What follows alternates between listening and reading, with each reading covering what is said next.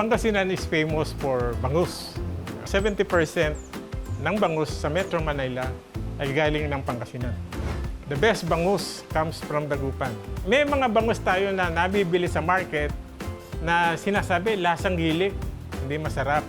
So ayaw natin nun. Pero itong bunuan bangus, pag inamoy mo talaga yung hasang ay sweet, milky yung amoy.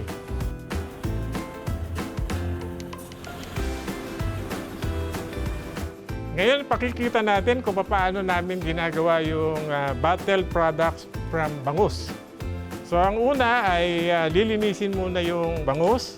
Yung haba ng bangus ay depende sa bote. Yun ang magiging basihan ng pagkat ng bangus.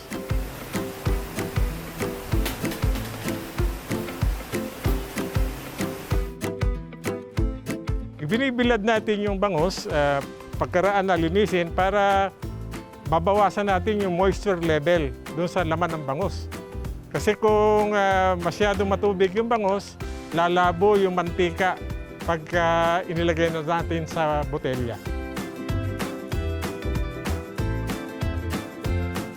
Okay, naibilad na natin ng 2 oras. Nabawasan na ng moisture yung laman ng ating bangus. So ngayon ipiprito naman natin ng 2 minuto. Ang reason natin ay para maging golden brown yung labas ng ating bangus. At pag inilagay natin sa botelya, mas kaakit-akit para sa mata ng mga mamimili. Maganda na yung kulay ng ating bangus. Ilalagay na natin ngayon sa botelya. I-arrange natin yung carrots, laurel, pickles, saka sili ng maayos para pag nilagyan natin ng label, very attractive sa mata ng tao.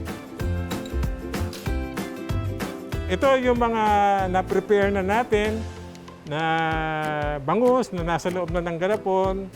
Ito ay ilalagay na natin sa pressure cooker at pakukuluan natin ng 2 hours. Marami kaming bottled products from bangus. So, meron kaming olive, tapos corn oil, adobo, tomato, pandan, aloha. So, yung mga kaibigan po natin na dumadayo sa Pangasinan, ini-encourage ko po kayo na bumili ng mga products from Pangasinan, especially bangus. The best po talaga ang bangus from Pangasinan.